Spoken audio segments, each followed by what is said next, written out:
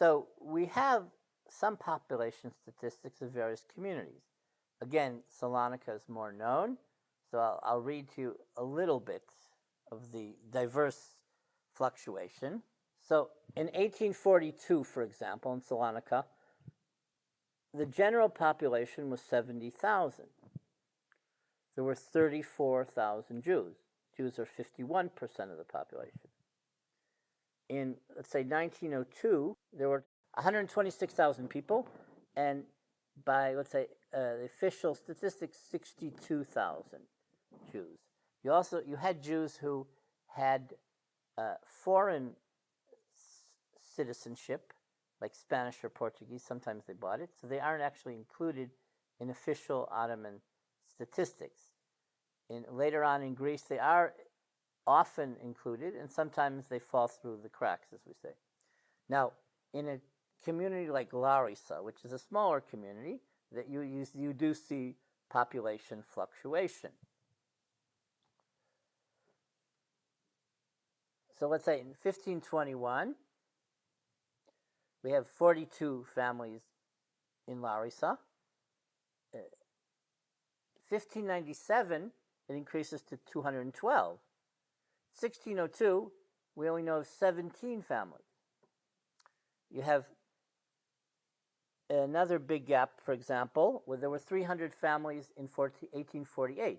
And then all of a sudden, the population in 1852 soars upward to 2,000 families. We can't explain that. Maybe from various other communities in the region, Jews migrated to Larissa because it was a commercial center, agricultural center. And then it declines. 1870, there's only 400 families. And then, of course, after the Holocaust, barely 200 Jews were left. They also had orphanages for kids who couldn't afford to be at home or who lost both parents. Also in calamities.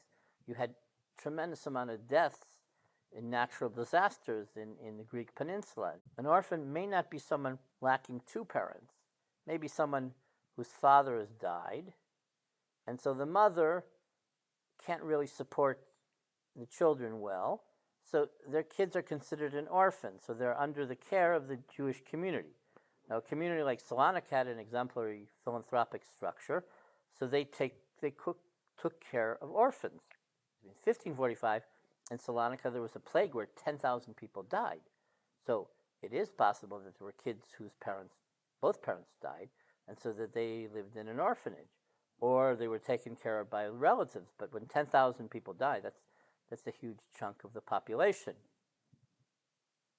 Then you have a widow. So a widow, usually, probably not an older woman, it could be a younger woman, okay? But women, until the modern period, didn't work. So they had to be supported by a relative, or they had to be supported by the Jewish community. And so that's why you have these issues of yivum and chalitza, so that the woman was obliged to marry, let's say, a brother of her husband. If she didn't want to marry him, then she would hit him in a ceremony with a shoe called chalitza. But in general, because of exemplary family structure, in community structure, the Jewish community took care of all these orphans, and these weren't fringe points. You also had divorce. Not everything was happy. You had all sorts of situations in life. You had cheating, you had infidelity, you had people, of course, who didn't get along. So in rabbinic records, we do see about divorce. The actual certificate of divorce in Jewish law is a get. The process is called gitin. So even today in Jerusalem, we have records of divorce amongst the Jewish community of Salonika or other Sephardic communities like Izmir or Istanbul, etc., etc. In smaller towns, we don't know so much about divorce. And then there's second marriages. So men often would become widowers because younger women would die in pregnancy at some stage. So it was very common that a man would be married 2 or 3 times, especially a rabbi. Like a rabbi, it was unthought of that a rabbi would be alone. So it was very common for an older rabbi to remarry a younger woman. Sometimes she would bear children from him, and sometimes not.